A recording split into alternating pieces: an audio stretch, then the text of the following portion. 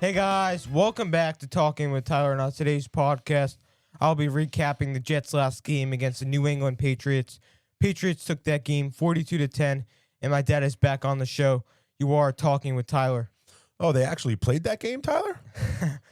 They didn't look like they were there at all. It was all Patriots from the very start. It was going into halftime 35-3. The Patriots were just all over the Jets. No sign of offense for the Jets at all in this game.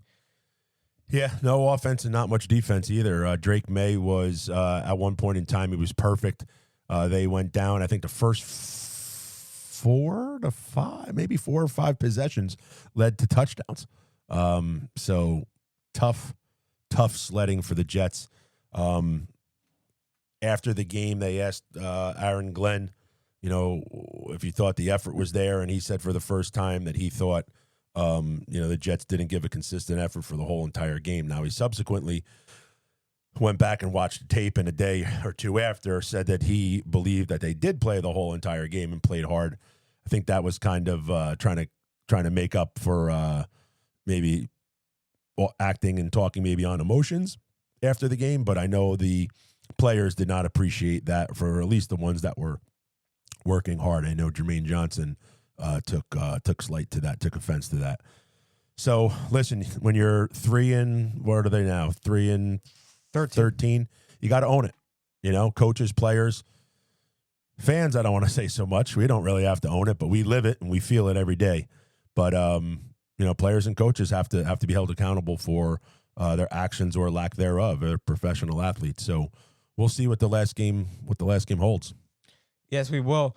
And Breece Hall reached 1,000 yards his first time in his career. What were your thoughts on that? I know you wanted him to come out of the game like earlier so he doesn't get hurt. But what were your thoughts on the Jets keeping him in the game? Yeah, he was close enough where I think the Jets owed it to him to earn that. He's been in the league now for 4 years, and 2 of those years he was hurt by knee injuries.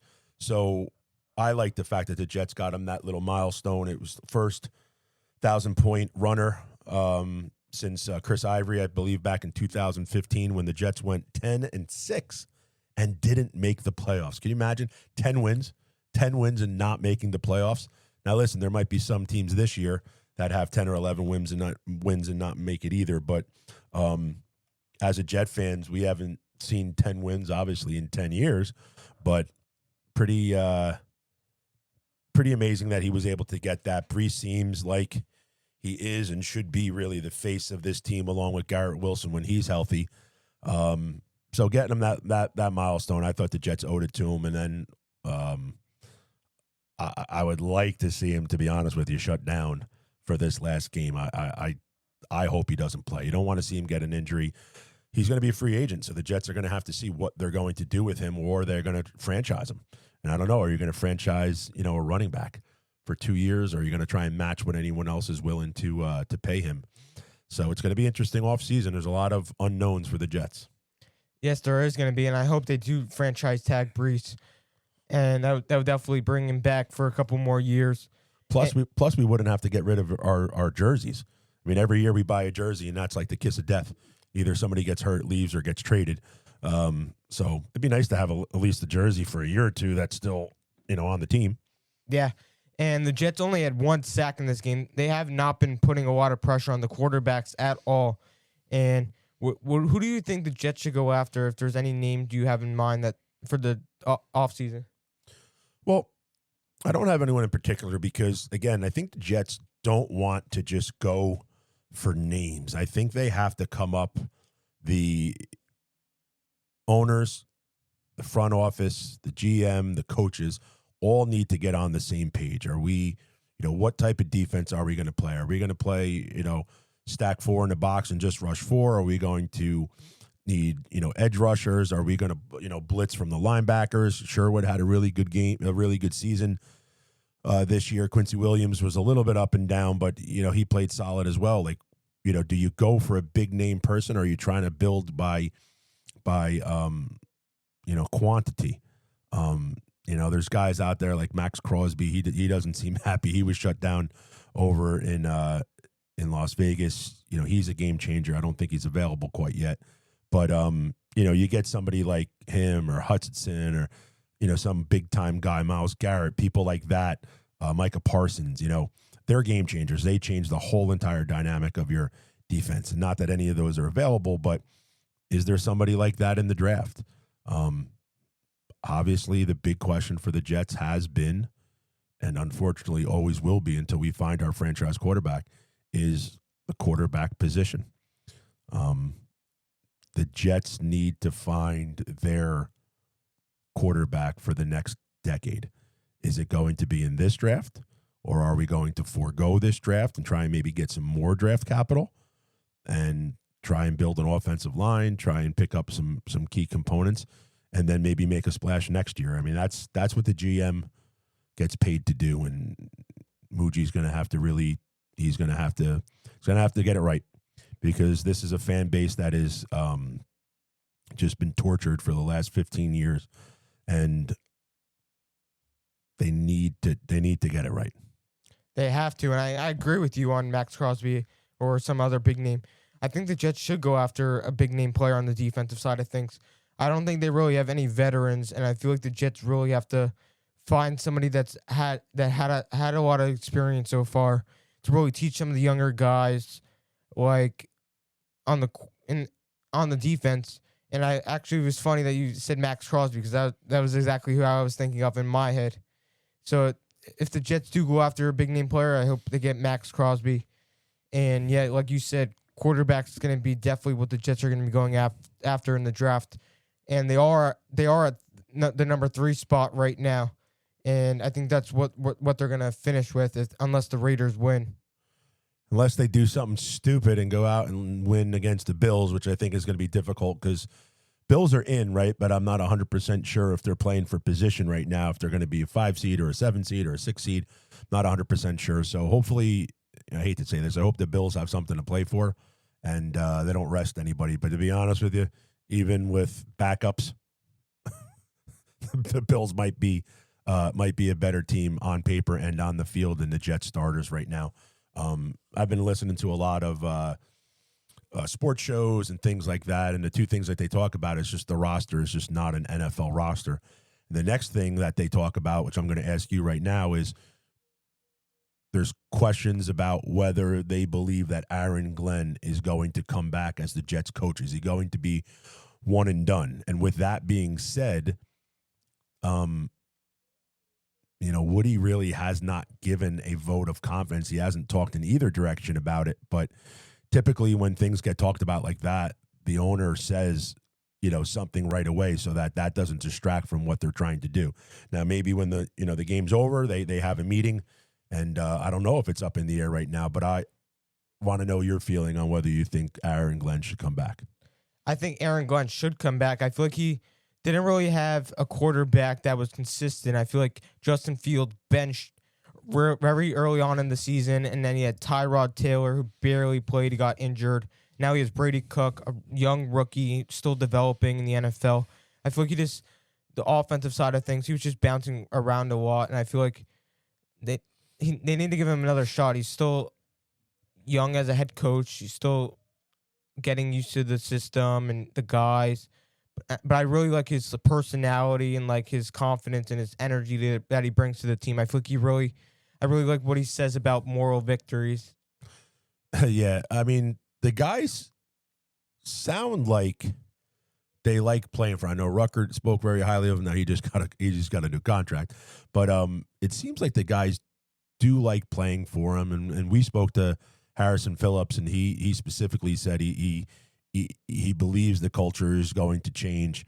But again, like you said, he was definitely behind the 8 ball with the quarterback position.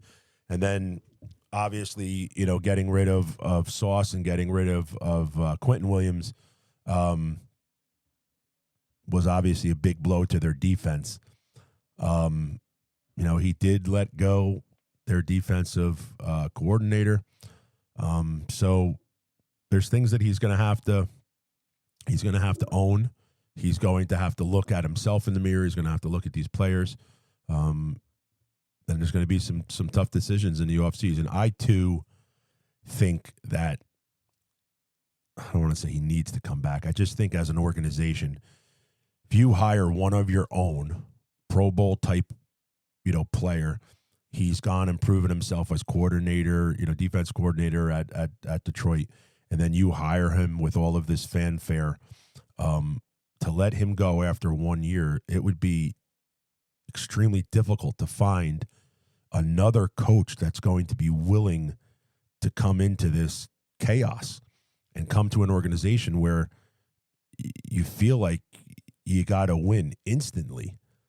Now, I know everyone's ropes and leashes have been shorter because you can't wait 3 to 4 years in the NFL to be good, and to get it right. But I think one and done just sends a bad message to everyone else out there. And if you're worth anything, you're not going to want to come to a organization in a situation where you feel like you have only a year to show success. He gave a lot of promises, Glenn, a lot of different things. And I heard this too, like the only thing that he really is the only promise so far that has come true, he said, is not the same old Jets. We're not going to play like the same old Jets. And he's right. We're worse. We've been playing worse than the same old Jets. So he's got a lot to prove, and so do the players. Yeah. And I also want to go back to the Patriots game. Jets went twice for trickeration plays on special teams. What were your thoughts on that? Do you think that was a smart move on their side of things? Yeah, I mean, you got nothing to lose. McNamara completed the pass. They got the first down. Then again, they went, three more plays and had to try and run it again. And a direct snap didn't really work, and they got caught. I mean, listen, you're down 21-0. You're down 28-3, whatever the score was. Whatever, it doesn't matter. Just you don't want people to get hurt. You want to keep playing. You want to try and compete. Really tough trying to pick out a stud and a dud in these games. But who do you have for your stud? My stud is going to go to Breece Hall, running back for the New York Jets. He got over 100 yards in this game, 111, and he had a long touchdown run. That was like the only good player of the game for the Jets on both sides of the ball. And I feel like gave him the 1,000 yards, just first time in his NFL career. I think that's well deserved for Breece, and I'm happy that he got that. Yeah, he would be my stud too. I just think he's been a good soldier. He's fought through injuries and adversity.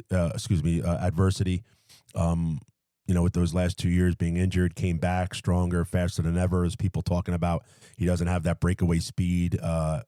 I don't see that. I think he still has it, to be honest with you. He gets out and he gets out to the edge and he's able to turn the corner. And listen, running backs, they don't usually improve over time. They usually decline. But I feel like he's deserving of not only the stud for this game, but I think for the season, he's really been a good soldier. How about your dud? I know it was hard to pick out. You could probably pick a bunch.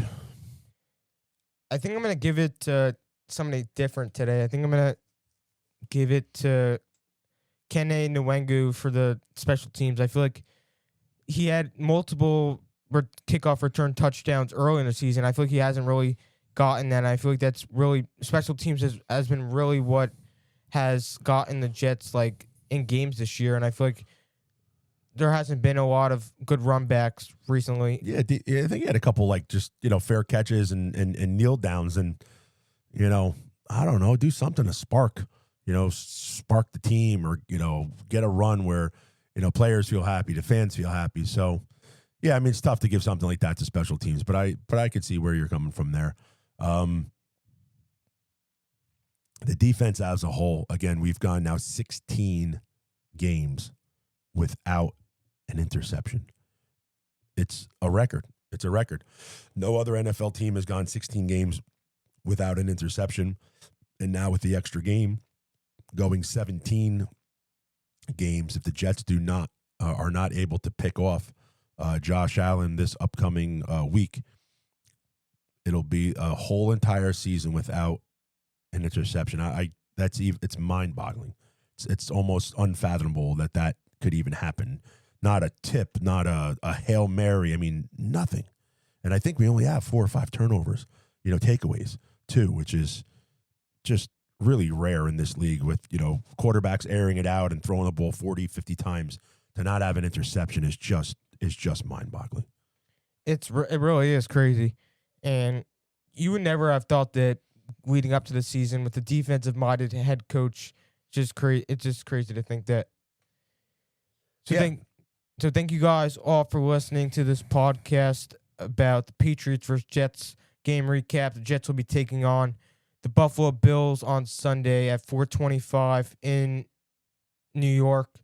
And it's the last Jets game of the season, game 17. And after that, it's just their focus is gonna be on the offseason. And let's do a Jets chant to close it out. Jets, Jets. Thank you guys all for listening. Have a great rest of your night. And let's go Jets. Bye, guys.